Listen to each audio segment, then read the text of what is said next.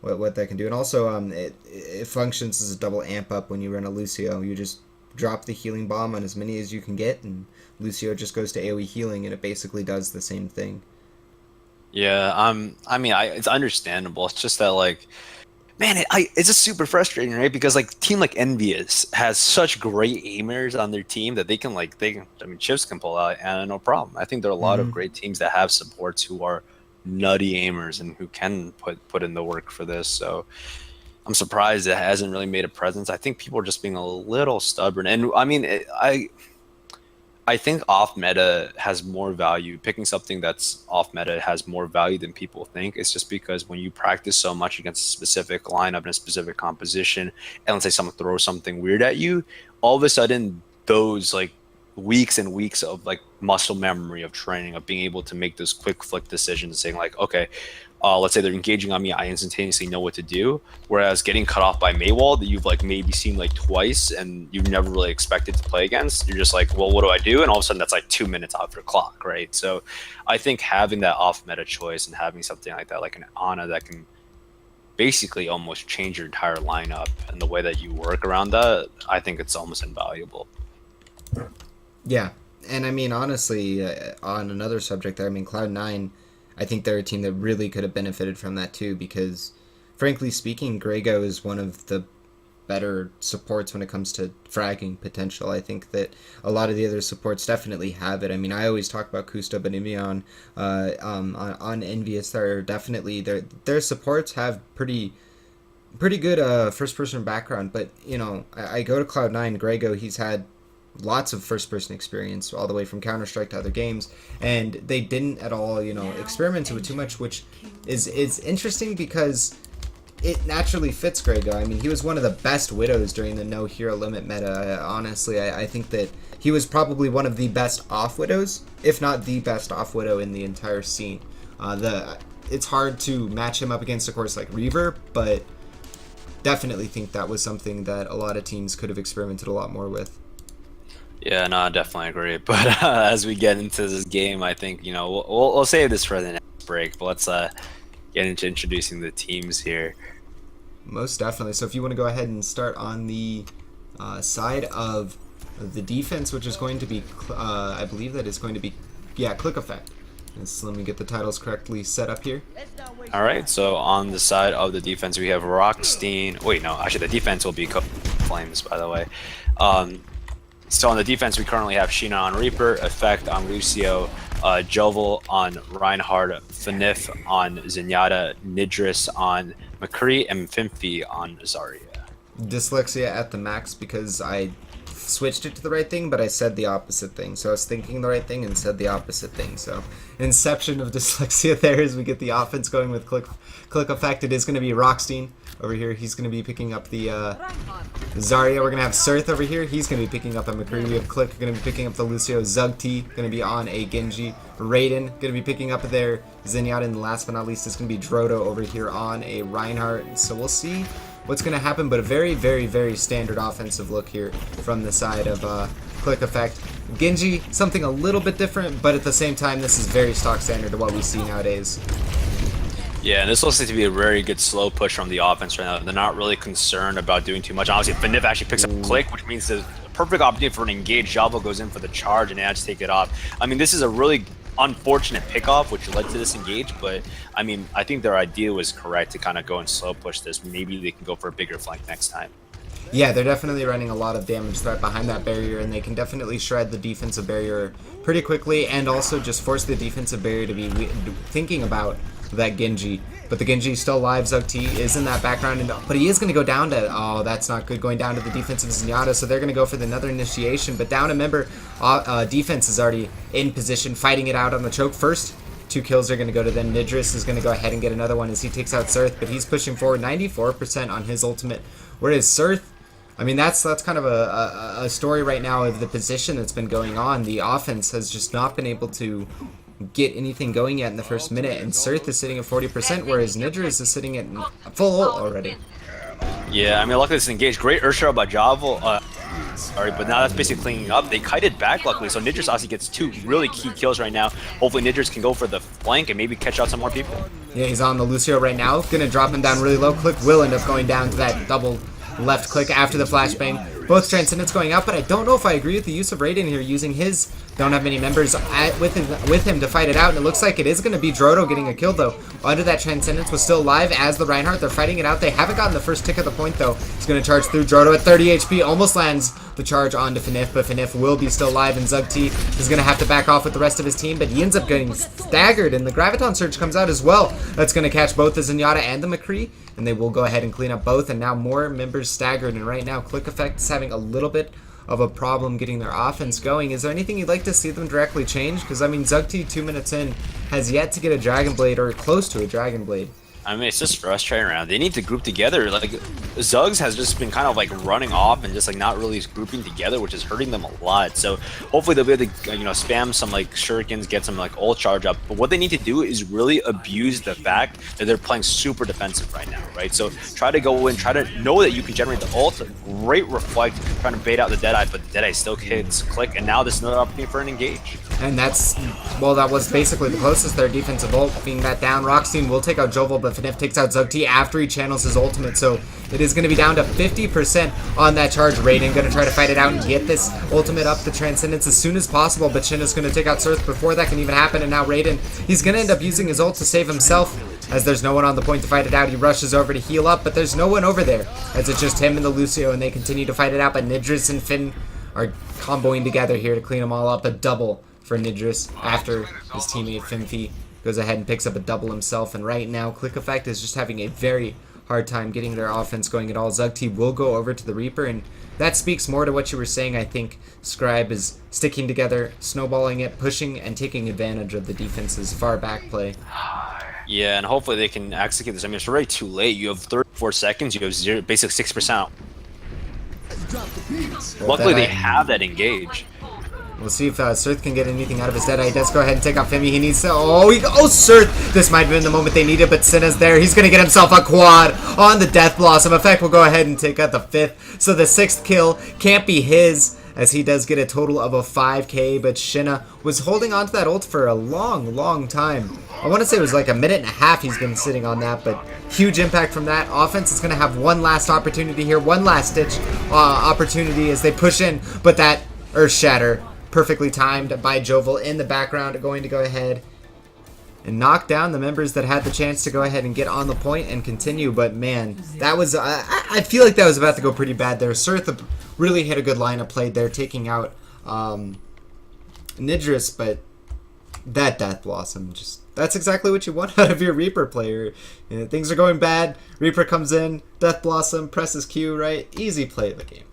Yeah, and obviously very good discipline in that, and it's a little frustrating in the offense because they just were never held together. I honestly think they had the right idea. If you were doing very early on, they were going through like a top flank. They basically ran upstairs behind an alley, and they basically tried to take the big flank and wrap around. The only unfortunate part is that I think Fimfi catches out like Click very early on, I think, in that fight, and all of a sudden that just resolves into an engage, meaning that the big flank that they're trying to set up for with the Genji just never ends up working out, and they never were able to capitalize on it. But what they needed to do is just, you know, hey, play safe, sit together, wait on the big ultimates. And man, Fnif is trying to troll me right now with the May pick, but I'm very excited to see how they react on defense. Hopefully they're able to get a very good, you know, hold of the very same caliber, so maybe we'll be able to see something similar like that. But, you know, this would not surprise me if Copenhagen Flames goes for a big cheese in order to capitalize on the fact they only need to capture the first point. So it is something that's exciting to see about.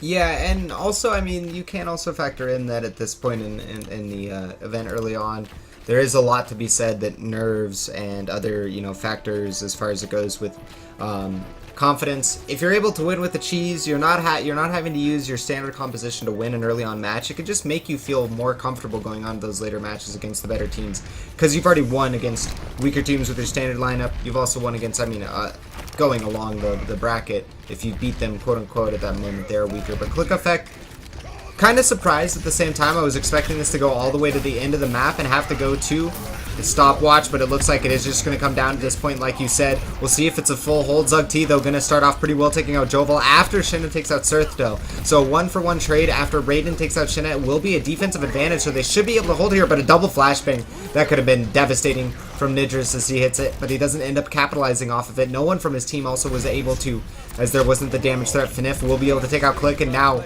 this is where it becomes hard for the offense or the defense. There's a long run back in the background, flashbang onto the Zenyatta will be also cleaned up with that Fan the Hammer, and now McCree versus McCree duel, but Fimfy comes out and helps him out, and they already got 2 ticks, and it looks like Click Effect is about to be booking their ticket to the end of the tournament, as it will be the side of Copenhagen Flames moving on to play Pretz in the round of 16, but the round of 32, very decisive performance out of them. And again, I'm really surprised because at the end of the day, Click Effect is a team that has definitely gone farther normally in the event, and both teams, it was a very clean offense coming out from the side of Copenhagen Flames, but the Click Effect just didn't seem like they had their necessarily maybe they, I mean, they had a plan, but implementing it was not clean, it was not effective. They just did not go to that same degree of clean initiation that you saw from the side of Copenhagen Flames. And I also like to point out they did a good job of staggering at the beginning. I think that's one thing that a lot of the top teams do at the beginning is you take that fight, you trade 2, and then you re-engage when your 2 reinforcements come, and then it's like 4 on 6. It takes so long for the defenders to get back, and it just snowballs from there. Yeah, I agree. Honestly, that initial engage from the offense from Copenhagen Flames side, it looked kind of bad when Javel just got separated. Javel and Sheena obviously went in, got separated, and it looked kind of bad. But the good news is, unfortunately, Click Effect just wasn't able to capitalize on the fact that they had the man advantage, and obviously by the time they're like shifting around, Fnif gets a great pick, which is just that evens out the fight almost instantaneously, and that kind of forced them to stagger them a little more. But I would have liked to see a stronger engage. They just did not seem like they were playing super confidently. They looked like they were playing a little scared, to be honest. And that's not a great attitude to go in. And by the time they needed to, it was kind of too late. Yeah, and it's hard too, because once you've gotten into that mentality, you have to consciously recognize it. And I mean, it's not even like it's we're gonna lose, I don't want to play, or I don't want to get in the face of the opponents, I don't want to make mistakes, I want to play well because I don't want to lose, I'm scared to lose, etc. And those aren't even thoughts that are naturally occurring at the time. It's just like you don't push forward, you don't get in the face of your opponents, you don't challenge them.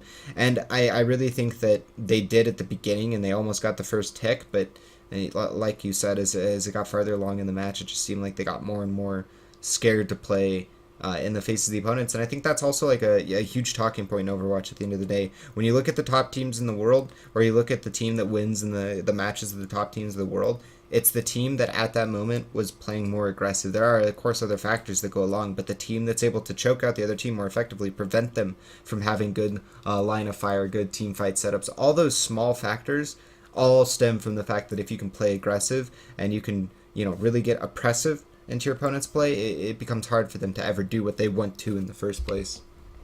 Yeah, and I agree. It's just, it's kind of it's a lot about mentality. Game that's unfortunately is very snowballing, meaning that if you lose a point and you can't mentally keep it together and you kind of like crack underneath that pressure, well, that propagates into other areas. For example, let's say this was like a 3-point hold, and all of a sudden they get crushed on that first point and mentally kind of like lose it. All of a sudden that second hold gets a little harder, and by that time you don't really have that much confidence for the third hole, and the offense is just rolling. They know they've hit their rhythm, they know exactly what they want, they built up ultimates, and they're feeling super confident, they're willing to take the aggressive risks. So it's a lot about playing smart and playing safe. And I think that's something even the best teams in the world can start to think and start to figure out, is just how do we play in a way that's optimal for us. And I think that might be something we'll see in the future. Yeah, no, I have to agree, especially with the new patch, and ideally, with the addition of Anna in the last few weeks, and in the next coming months as she sees more playtime. I mean, the deviations of strategies where we see all out aggression comps with out of the gate only running a Lucio who's only going to be using amp and barely going to be using any healing. It's just all about pure aggression. And then the opposite end of the spectrum where we see compositions that sit back, wait, and pick the opportunity and then initiate off the back of that. So I definitely would like to see that the diversification happen course, though, it is young, so it will take more time for that to go ahead and happen. But of course, guys, as far as it goes with the event that we are casting here, the ESL Go4 Overwatch Cup number 12. We are currently waiting on the next match. We might be moving into another one, so I will be figuring that out. But CopenHagen did go ahead and take out Click Effect, and we are going to be waiting on the winner of Pretz versus To Be Decided, as the new team and Hopes and Memes have yet to play it out. I will be getting in Castle Chat and figuring it out and updating you guys and letting you guys know where we go. But ideally, we can follow this bracket line, as they will be moving into Pretz. And before we send it over to music so we can refill our water or whatever is needed, I pose the question too. I mean, it looks like based on the teams that are in Pretz, Lemix, based on previous gatekeepers, there are quite a few teams that are playing it around. But I definitely feel like if Copenhagen Wolves can take out Pretz, they'll be in a good spot to go ahead and move pretty deep into the bracket, because Pretz, they recently came off of win also on the King of the Watch, so that they've been playing very well. And of course, that was against Evox, and it was a 4-3 on that.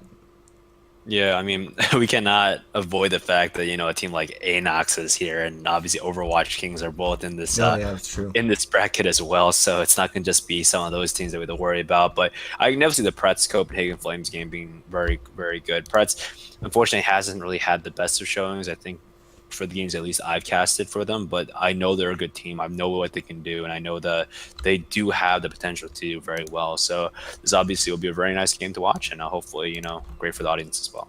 Yeah, I completely missed Overwatch Kings and Anox, because they're of course the number 1 and the 2 seed from previous events. But like I said, guys, we will be getting into the next match as soon as possible. As soon as we figure it out, I will be getting into Caster Chat and figuring out whether or not we're going to be going into another game in the meantime, or whether or not this game is going to be less than 15 minutes out, or even shorter ideally. But we will get this all sorted out for you guys and let you know. Again, as you guys are following along or watching, you guys can go ahead and open up and get the bracket for yourselves by typing in !bracket. Mobot will go ahead and hook you up with the link. And if you're interested in more information for the Go4 Cup series, you can also look into !standings. That'll give you the link to the overall cup page, as well as a direct link to just the August standings itself.